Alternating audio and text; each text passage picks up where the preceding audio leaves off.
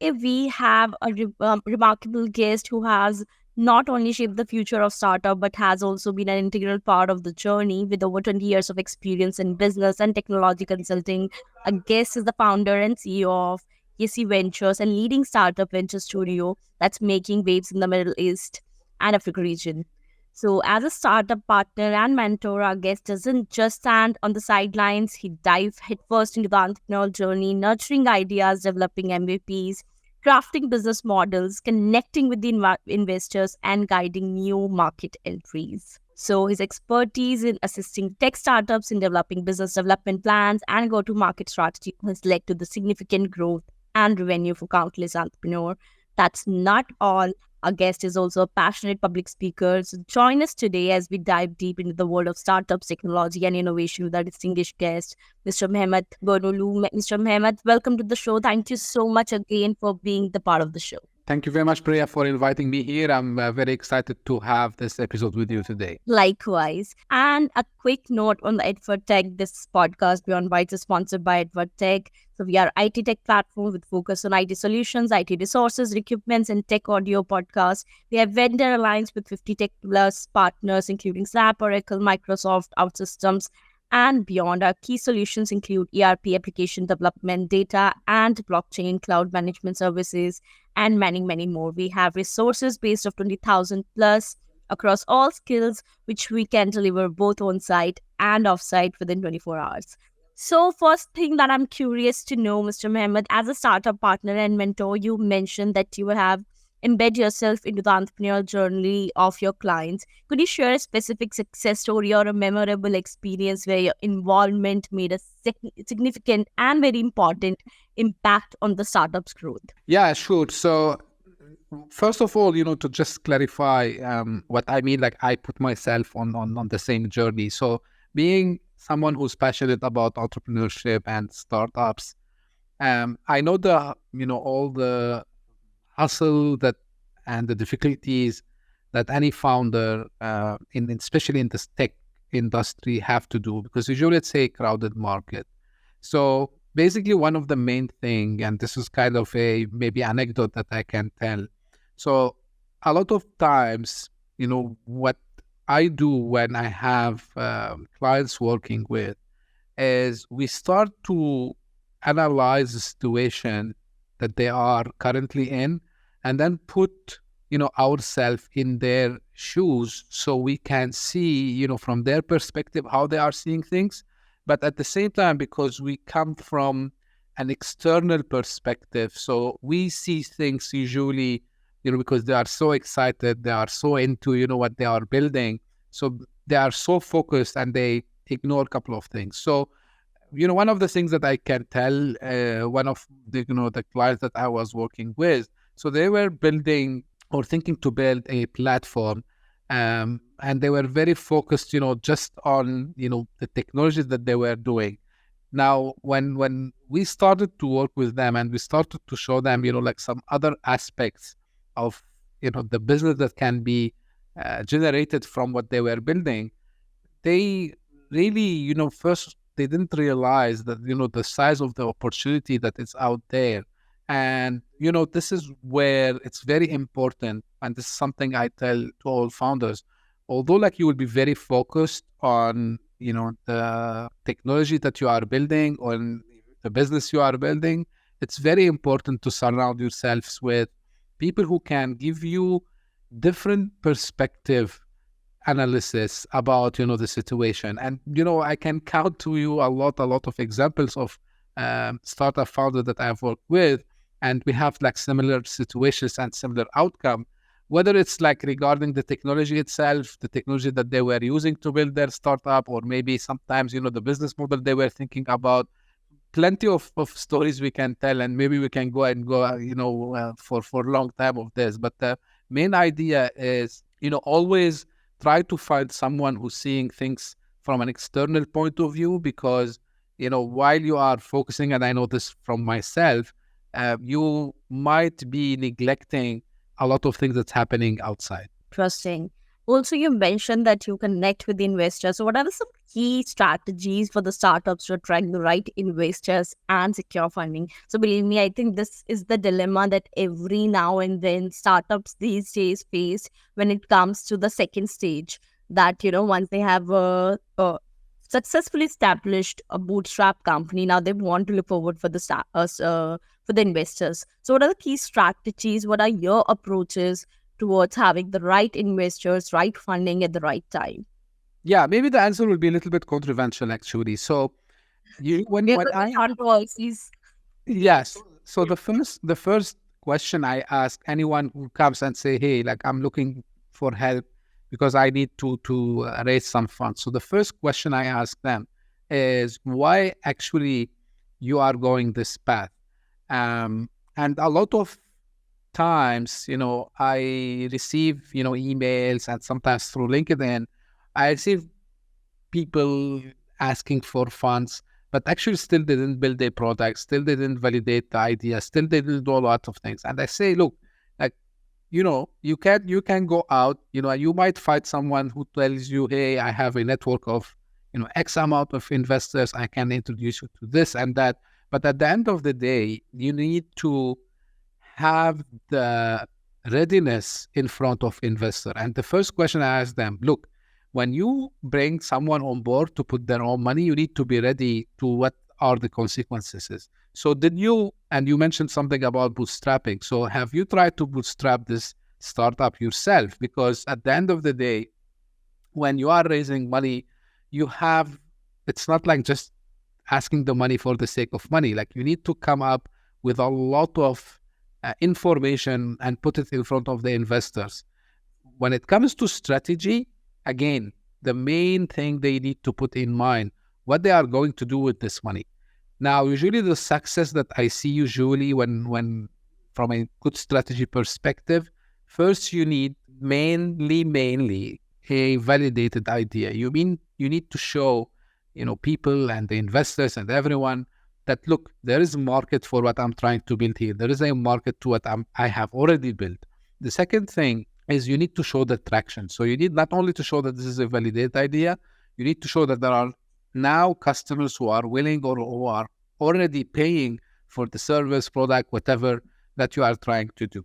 And the third thing, now, if you can keep bootstrapping for a while before you go for asking investment, the better it is. Why? Because at that time, during that time, you would be able to build really the use case. You would start to have all the failures that which is natural to happen before you go in front of investors. Because the last thing you want to do is, like to go ask for the funds and then you fail to build that business. Now, once you are, of course, there are some exceptions to that. So if you have really that cool idea that really you need to have a huge investment before building it, and it's really to happen actually, okay, fine. Then you need to build on a solid model and go ask for the funds. But usually what we see nowadays, especially, with the founders that I deal with, they already have something built in and they are asking for the funds to scale. So they are asking for the funds to go to the next level. And to do that, it depends now on which sector you are in. And I focus mainly on technology companies. So I don't work with any other sector. So anything related to tech and any kind of tech. So it can be fintech, it can be logistics techs, it can be anything related to tech, deep tech and whatever.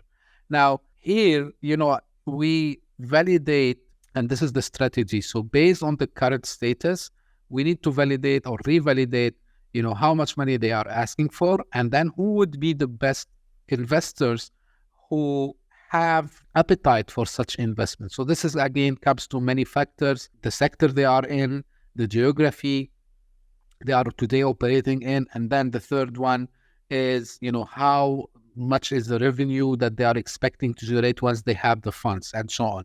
So all these, build on the foundation that allows us, with the founders to go and start, find the best investors that can be interested in this startup. Interesting. I think I really agree also to the point where that first understanding the vision of a startup and need of a startup. So rather than following a trend of raising funds, it should come out of a need and a vision, and of course a good product, as you mentioned. So yeah. Yeah, definitely.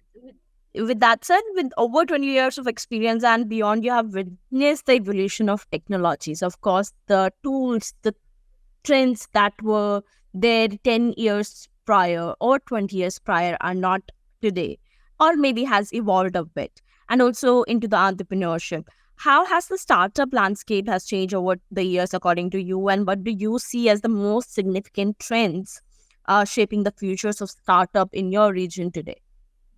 Yeah, this is a very good question. Now, how things evolved? It evolved a lot. Of course, like if we talk about maybe, and especially in the region, in the Middle East, North Africa, and Turkey region, so things changed a lot. 20 years back, when someone used to say, "Hey, I'm a startup founder," everyone used to look at them, and give them that weird look, like exactly what you do. So no one was understanding that, and we just had few. Uh, Startups in the region. So there were the of course the Karims and the you know Souk.com, which was sold to Amazon and so on. But they were very very few. And actually, the model was at that time which is not wrong, is to go and find some idea that is already proven to be successful somewhere, especially in the US and in Europe, and then imitate it here in the region. Now, fast forward to now, of course, now we have like very mature ecosystem here in the region, whether it's in Saudi Arabia, the United Arab Emirates, and the rest of the countries here in the MENA region. Like I can see Africa actually, because we focus some of our work on Africa as well, and we see it booming currently with a lot of startups coming, on I can say literally on daily basis. And the sectors that we are seeing currently, of course, like fintech comes number one, and we are seeing, of course, anything related to e-commerce, last mile delivery, um, logistics, and recently, this is something which is I'm very excited about. We started to see the startups who are focusing on what we call deep tech and B2B tech. So we started to see like regional cybersecurity companies, startups that coming up from the region. We started to see like data analytics companies coming up from the region. Of course, SaaS, like SaaS is something that's very lucrative from if you are successful, it's a very good business model because you have the recurring revenue, and we are seeing this continuing. Now, when it comes to the technology in general, of course, things changed a lot also as well. So now, the cloud and, now artificial intelligence, they made, even the entry into the market much easier than before. Because remember, like 10 years back or 15 years back, if someone wanted to come up with an idea and validate it, they need to actually go back and build the whole thing, even if it's an MVP. Today, tools like no code, AI, and many other tools, they made it very easy for founders, even for non-technical founders, to go and validate this idea. And this is when we started to see, like this kind of micro SaaS offerings. We started to see a lot of, niche focused products and services in multiple areas. And I see it booming, and I see, in the coming years, you will have more and more of these startups in the region. The only thing that it's not I'm worried about it, but this is an advice for anyone who's listening to us, is go validate, but at the same time, don't put yourself into what we call red ocean. What I mean by red ocean, for example, like we see a lot of people going into the fintech, and just they go to the fintech because they say that fintech is hot. Don't do this mistake. Of course, fintech is very hot area. There's a lot of plenty of innovation that can be done there. But if you're already seeing there's like maybe 7, 8 players in the same domain, it will be more hard to go and differentiate yourself. Try to find something where you have like fewer players, and at least first, because when I'm saying we have fewer players, if you are second or third, that's fine, even fourth, because that means there is a market for that. So there's a high possibility that you will succeed. You need to work hard on finding the differentiation from the competition. And competition is always good. It's not something bad. Actually, it means, that there's innovation still in that domain. And last, again, plan to have, plan B. This is what I call it. So don't hesitate to change, a little bit, to tweak, your offering. And especially now with AI and what we are seeing in the AI space, make sure that you will not be obsolete after 6 months, because more than any time before, we talked a lot about validating the idea, but it's very important to ask nowadays this question: will AI be able to do what I'm offering today, let's say in 6 months, 12 months, 18 months, and plan accordingly? If AI would be able to offer the same thing that you have today, what is your plan B? So what you're going to do? How are you going to still be able to differentiate from, this AI offered service? Interesting, very interesting. I think one needs to be very adaptable to the change, as you mentioned first. And when you talk about the competition, like one should be very mindful about the competition they are facing too. So there's an old saying that we used to read: it's better to be a large fish in a small pond rather than a small fish in a bigger pond. Otherwise, you're going to lose. So yeah, really much appreciate the fact that one needs to really adapt to the trends, to the evolution of technology in terms of their skills, their behavior, everything. So yeah. Yeah, definitely. And also, you are a public speaker, you're a great public speaker. So what are your key messages or insights you enjoy sharing with your audience? I know it's a little bit on a personal note, but what do you think that, or what do you hope that they take away from your speeches, they take away from your webinars? What are the 2 or 3 key messages that you like to taught people? Sure. Thank you, Ando, again for this question. It's a very important one. When it comes to speaking in general, like, forget only about public speaking. The main thing that usually I advise everyone is to have end in mind, as they say. So you need to know what is the message that you are conveying to the audience you are talking with. So now, when you are in a public speaking, so I've done a lot of public speaking in big events like Gartner, IDCs, and so on. And I did a lot of webinars personally as well, since I established Yassi Ventures, and I do my own podcast. So the main thing, what I want to leave with the audience is I like to leave the thought-provoking, shock, I would say. And when I say shock, it is, I love to enlighten the audience about how they can think differently. And here we'll talk, for example, because of, usually I speak about technology. I want them to go back and think, okay, so today, first, Mehmet talked about this technology. I want them to go and deeply think how this would be a very critical, moment of change for me, both on the personal and professional ways. And the reason I'm saying this, because when you do like speaking for large audience specifically, what you need to do is you need really to convey a message and change something and leave the audience in a different state than when they sit down in the first place before you start speaking. Because you need to give this message, and this message has, as I said, the learning factor and the change of perspective factor.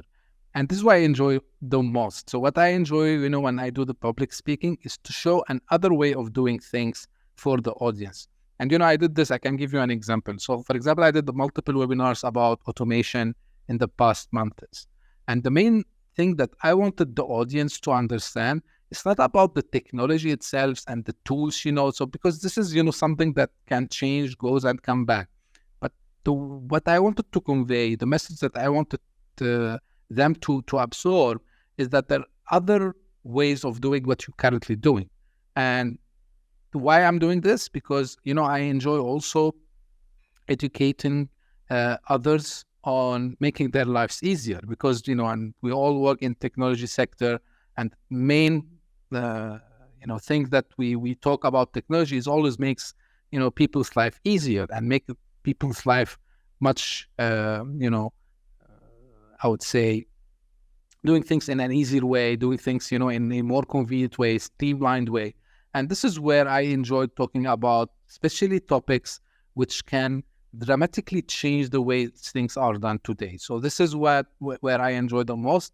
Plus, of course, educating them, bringing other knowledge to the table, which sometimes maybe someone didn't know about it, someone didn't notice it, and leave them with this knowledge so they can go back and reflect, after, I deliver the webinar or the speech or whatever, and, feel that, okay, today we have learned something. So always, what I aim for when I do any speaking engagement, whether, as I told you, the webinar, the public speaking, or the podcast. So once someone finishes the episode or, the recording or, the session, they say, hey, today we learned something new.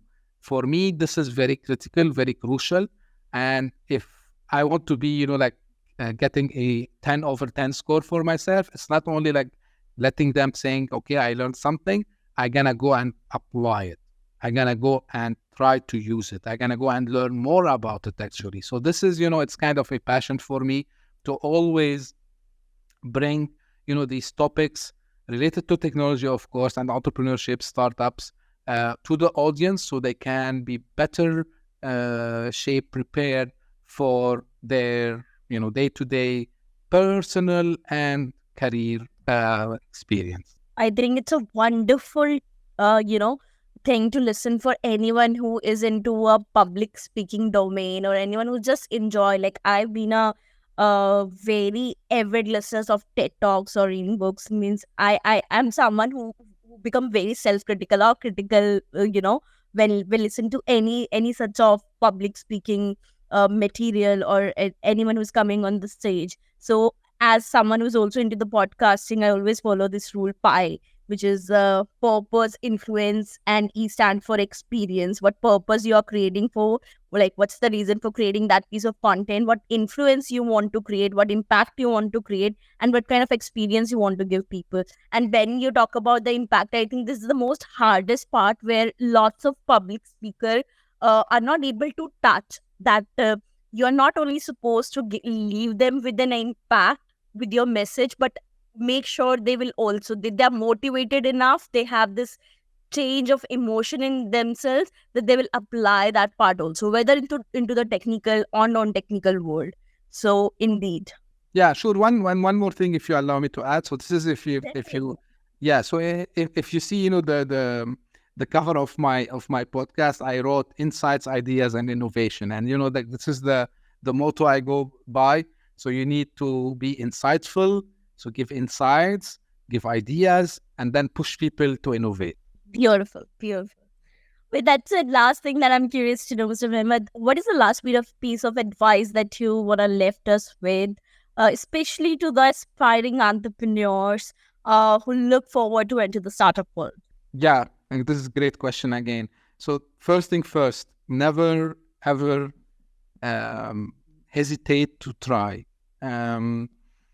Yeah, and this is, it's from personal experience. Like sometimes I wanted always to start, for example, the podcast, and then a podcast, and maybe Priya, like it's a startup by itself, because you need to run it similar to a startup. So whatever idea you have, whatever product, service, content, because now content is a form of a startup as well, because you need to think, you need to go and prepare and put it in front of the audience. So whatever you are trying to do, whether it's your personal brand, whether it's your idea that you always dreamed about having it, go try. There's nothing called failure, especially in the world of entrepreneurship. It's only lessons you learn, and then you start to build on the these lessons that you have acquired while trying. So never ever hesitate, first of all, to try. Second thing, again, put the end of mind. And this is something I advise all startups and founders nowadays. Don't think too much and don't be dragged too much by just, the financial factors of building something. Of course, like everyone's dream is to have better life, to have, become wealthy. But when you do a startup with purpose and you believe in the purpose of your startup, why you are doing this, and as Simon Sinek always ask about, know your why. If you know your why, your path will be much easier. Of course, you will still have all the hurdles down the road. There will be up and downs. It's not like the straight line. We always read about this. But when you know your why, you know why you are building this and who you are serving and who are your ultimate, or what do we call it, the ideal customer profile, so you will be successful. Second thing, be prepared also, as we talked in the beginning, from the financial perspective. Try to bootstrap before you raise funds. Validate your idea. Validate. And I repeat this multiple times. Another thing I now start to advise: don't spend too much on MVPs if you are building, especially a tech product, because this related to validation. MVP is very important, but you don't need to spend hundreds of thousands of dollars on MVP. You can do it in much cheaper way. And then once you validate, go build the state-of-art solution. Need to do the validation. I'm focusing and I'm highlighting 3 times on it here. And last thing, surround yourself, as I also mentioned at the beginning, surround yourself with mentors, coaches. Now, someone might tell me, hey, Mehmet, but, I don't have anyone, I don't know. So this is where I highly advise to be very active in building your network. And, maybe it's something very repeatable. Your network is your net worth, which is very true. But even when you build your network, choose very carefully. If you are a very techie guy, go find who can teach you more about business, who could be someone who can help you in sales, marketing, and vice versa, by the way. So if you are very like an operational guy, like you can do the sales, the marketing, the planning, but you lack, some technicalities, knowledge, go find who can be your buddy, who can be maybe your co-founder.